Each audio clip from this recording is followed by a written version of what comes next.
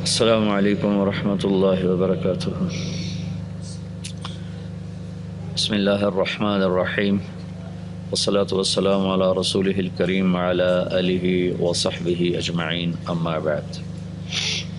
رمضان اپنی برکات کے ساتھ آہستہ آہستہ ہم سے جدا ہو رہا ہے۔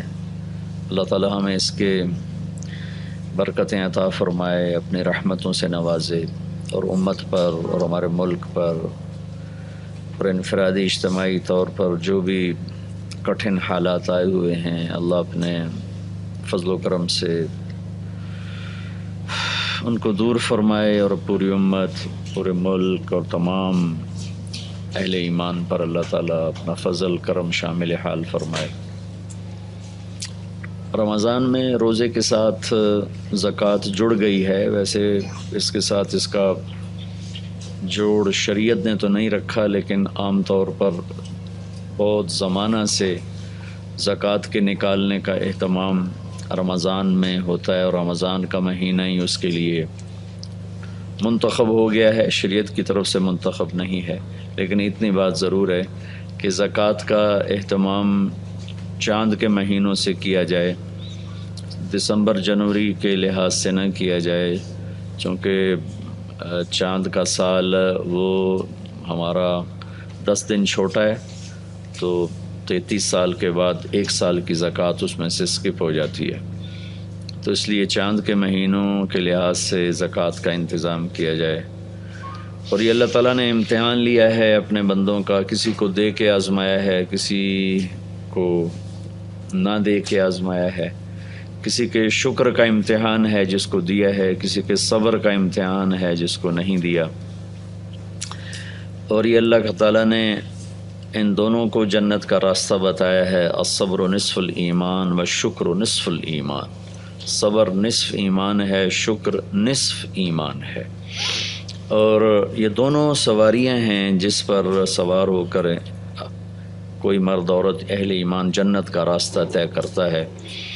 اور یہ جو اللہ نے ہمیں رزق دیا ہے، اب قرآن کی پہلی جو سورہ بقرہ کی پہلی چند آیات ہیں، اسی میں اللہ تعالیٰ نے کہا وَمِمَّا رَزَقْنَاهُمْ يُنْفِقُونَ، کہ جو ہم نے ان کو دیا ہے اس میں سے خرچ کرتے ہیں۔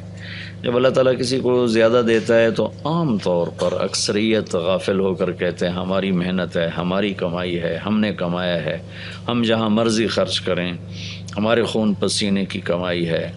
تو اللہ تعالیٰ نے سورہ بقرہ کی پہلی ہی صفحے پر اس ابہام کو دور فرمایا کہ میرے بندے، یہ تیرے اللہ نے تجھے دیا ہے، وَمِمَّا رَزَقْنَاهُمْ يُنْفِقُونَ، جو ہم نے تمہیں دیا، پھر اس میں سے اللہ کہتا خرچ کرو، وَآتُوهُم مِّن مَّالِ اللَّهِ الَّذِي آتَاكُمْ، سبحان اللہ، کہ وہ مال جو تمہیں اللہ نے دیا ہے، تمہارے پاس امانت ہے، اسے اوروں پر خرچ کرو۔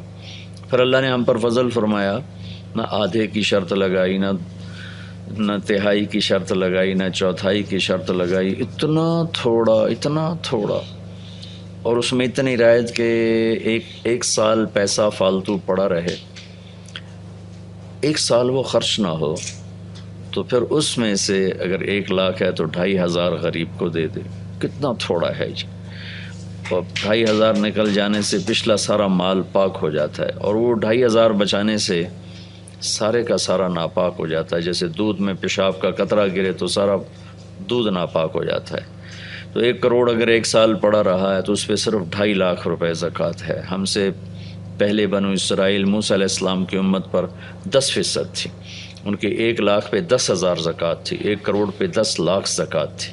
ہمیں اتنا اللہ تعالیٰ نے لو لیول گراف دیا ہے کہ 1 کروڑ پر 2.5 لاکھ، 1 لاکھ پہ 2,500۔ تو دکھ درد کی بات یہ ہے کہ نماز پڑھنے والے تو 100 میں 10 مل جاتے ہیں، لیکن جن پر زکوٰۃ فرض ہے وہ 1000 اکٹھے کروں تو ایک بھی زکوٰۃ دینے والا نہیں ملتا۔ صرف اگر زکوٰۃ کا اہتمام ہو جائے تو پورے ملک میں غربت ختم ہو جائے گی۔ کسی غریب کی بیٹی اس لیے نہیں بیٹھی رہے گی کہ شادی کرنے کے پیسے کوئی نہیں، کوئی مریض اس لیے نہیں بے قرار ہوگا کہ علاج کے پیسے کوئی نہیں، صرف مالدار لوگ اپنی زکوٰۃ نکالنا شروع کریں۔ چونکہ اللہ تعالیٰ نے ہمیں کمائی میں بھی ایک اشتراکیت کا ذہن ہے، سوشلزم، کہ سب مال اسٹیٹ کا ہے، کسی کا بھی نہیں، یہ بھی غلط۔ ایک سرمایہ داری نظام کا ذہن ہے کہ مال ہمارا اپنا ہے، جیسے مرضی کمائیں، جیسے مرضی خرچ کریں، یہ بھی غلط۔ تیسرا تصور اسلام دیتا ہے کہ مال اللہ کی دین ہے، اللہ کی امانت ہے، اللہ نے دیا ہے، کمانے کے طریقے بھی مخصوص ہیں، خرچ کرنے کے طریقے بھی مخصوص ہیں۔ کمانے میں بھی پابند نہیں، ہم سود کے ساتھ نہیں کماتے، جھوٹ نہیں بولتے، دھوکہ نہیں دیتے، فراڈ نہیں کرتے، سٹہ نہیں کھیلتے، جوا نہیں کھیلتے، ہم ذخیرہ اندوزی نہیں کرتے، ہم فراڈ اور دھوکے کے ساتھ لوگوں سے تجارت نہیں کرتے، بلکہ ہماری تجارت سچائی پر ہوتی ہے، صدق پر ہوتی ہے، امانت پر ہوتی ہے، سود سے پاک ہوتی ہے، جھوٹ سے پاک ہوتی ہے، ملاوٹ اور کھوٹ سے پاک ہوتی ہے، کہ صرف دنیا ہی سامنے نہیں، موت کے بعد کی ہمیشہ کی زندگی ہے۔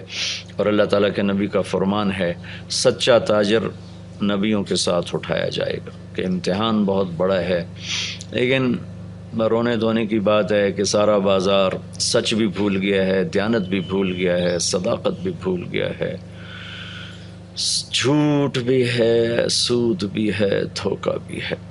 پھر آگے جب کمائیوں کا خرچ کا وقت آتا ہے تو خرچ میں اندھا دھند خرچ ہے، اندھا خرچ ہے۔ اور خاص طور پر مجھے بہت دکھ ہوتا ہے جو تعمیرات پر ہمارا خرچ ہو رہا ہے، بے تحاشا۔ میرے نبی نے فرمایا تھا، لا تبنوا ما لا تسکنون، جہاں رہنا نہیں وہاں ضرورت سے بڑا گھر نہ بناؤ۔ لیکن بینکوں کا قرضہ چڑھا ہوتا ہے اور 100 کنال کے گھر بن رہے ہوتے ہیں، بال بینکوں کے قرضے میں جکڑا ہوا ہوتا ہے، اور 10 کروڑ، 20 کروڑ، 50 کروڑ گھروں پہ لگا رہے ہوتے ہیں۔ یہ بہت ہی نامناسب ہے، بہت ہی نامناسب۔ خرچ کرو، اسراف نہ کرو، خرچ کرو، اسراف نہ کرو۔ اچھا پہنو، اچھی سواری رکھنے کی اجازت ہے، اچھا لباس پہننے کی اجازت ہے، لیکن مرد ریشم پہنے، کبھی سونا کے زیور استعمال کرے، اللہ کو ناپسند ہے، اللہ کے نبی نے منع فرمایا ہے۔ تو اپنے خرچ میں اعتدال ہو تو کبھی کسی پر فخر نہیں آتا، حالات نہیں آتے۔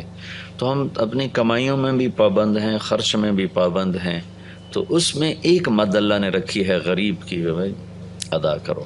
ذمہ داروں کے لیے اللہ نے رکھا ہے عشر، جو پیداوار ہوئی ہے اس کا 20واں حصہ، اگر وہ بارش پر ہے تو اس کا 10واں حصہ، 100 من پہ 10 من، اور اگر وہ نہر کا ٹیوب ویل کا پانی ہے تو 100 من پہ 5 من غریب کو۔ تو یہ 100 من گندم میں سے 5 من کسی کو چلی جائے، 100 من میں سے کوئی کمی نہیں واقع ہوتی، لیکن سارا رزق پاک ہو جاتا ہے۔ تو میں خود ذمہ دار گھرانے سے تعلق رکھتا ہوں، اور میں بڑے درد سے کہتا ہوں کہ ہمارے پنجاب سب سے بڑا ذمہ دارہ پنجاب میں ہے، سندھ میں ذمہ دارہ بڑا ہے لیکن اس کی آمدن کوئی نہیں ہے۔ تو سندھ پنجاب میں بڑی ذمہ داری ہے، لیکن ذمہ داروں کو پتہ ہی کوئی نہیں کہ عشر ہوتا کیا ہے۔ وہ یہاں تو 1000 اکٹھے کروں، 10,000 اکٹھے کروں تو شاید 2 4 5 نکل آئیں گے زکوٰۃ دینے والے، لیکن 1 لاکھ ذمہ دار اکٹھے کروں تو ایک بھی عشر دینے والا ان میں نہیں بنتا۔ انہیں پتہ ہی کوئی نہیں کہ اللہ نے ہمارے مال پر حق رکھا ہے۔ وہ سیاست پہ لگانے کو تیار ہیں اور فضولیات پہ لگانے کو تیار ہیں، لیکن غریب آ جائے تو ماتھے پہ بل پڑ جاتا ہے۔ یہی عام مالداروں کا حال ہے۔ اللہ کو سخی سے پیار ہے، بخیل سے نفرت۔ سخی سے شیطان ہر وقت ڈرتا ہے، اور بخیل سے شیطان ہر وقت بے خوف ہوتا ہے۔ شیطان کہتا ہے کہ یہ جو سخی ہے نا، یہ نافرمان بھی ہے تو مجھے ڈر لگتا ہے کہ اس کی سخاوت کب اسے بخشوا جائے۔ یہ جو بخیل ہے، یہ رات کا تہجد گزار اور دن کا روزے دار بھی ہے، تو میں بے خوف ہوں کہ اس کا بخل ایک نہ ایک دن ضرور اسے جہنم کے گڑھے میں دھکا دے گا۔ تو یہ مہینہ ہے، اس میں خرچ کیا جائے، اور پھر خرچ کا مصرف سب سے پہلے اپنے غریب رشتہ دار ہیں، اپنے غریب رشتہ داروں کو دیا جائے، اپنے پڑوسی غریبوں کو دیا جائے جو ہمارے پاس نوکر کام کرتے ہیں، تھوڑی تھوڑی تنخواہیں ہیں۔ میرے ایک دوست تھے SSP، جب یہ SSP کہلاتے تھے DPO، وہ مجھ سے دیانتدار تھے، وہ مجھ سے کہنے لگے مولانا 15 دن کے بعد تو میں زکوٰۃ کا مستحق ہوتا ہوں، ویسے میں پورے ضلع کا مالک ہوں، لیکن 15 دن کے بعد میری جیب میں 1 پیسہ نہیں ہوتا کہ جس میں گھر کا چولہا جلا سکوں، کہ اتنی تھوڑی تنخواہیں ہوتی ہیں۔ تو ہمارے جو گھروں کے ملازم ہیں، آپ لوگوں کے پاس فیکٹریوں میں ملازم ہیں، کھیت میں ملازم ہیں، ان کو زکوٰۃ دینا، ان کی بچیوں کی شادی کروانا، ان کے دکھ درد میں شریک ہونا، اور پھر ان سے بچے تو اب دوسروں پہ خرچ کرنا۔ ایسے ہی وہ لوگ جو ہاتھ نہیں پھیلاتے اور ہوتے ضرورت مند ہیں، اور انتہائی وہ اپنی عزت نفس کی وجہ سے کسی سے شیئر بھی نہیں کرتے، لیکن ان کے گھروں میں انتہائی تنگی ہوتی ہے، فاقے تک کی نوبت ہوتی ہے، انہیں ڈھونڈ ڈھونڈ کے ان پر خرچ کرنا۔ جوڑنے کا جو مزہ ہے نا وہ بہت تھوڑا ہے، اور خرچ کرنے کا جو مزہ ہے، اللہ کی قسم اسے ساری دنیا کے خزانے جمع کرنے والے انہیں پتہ ہی کوئی نہیں ہے کہ اللہ کے نام پہ خرچ کرنے کی لذت کیا ہے، مزہ کیا ہے، ذائقہ کیا ہے۔ سکندر خوش نہیں ہے لوٹ کر دولت زمانے کی، لٹا کر مال ہاتھوں سے قلندر رقص کرتے ہیں۔ تو اللہ کا دیا ہے، اللہ کا نام پہ خرچ کریں گے تو اللہ آپ کو واپسی بھی کرے گا، اور جنت الفردوس صرف سخیوں کے لیے ہے۔ اللہ نے جنت الفردوس کو بنا کر کہا تھا مجھے میری عزت کی قسم تیرے اندر بخیل کبھی نہیں جا سکتا۔ اللہ تعالی عمل کی توفیق بخشے۔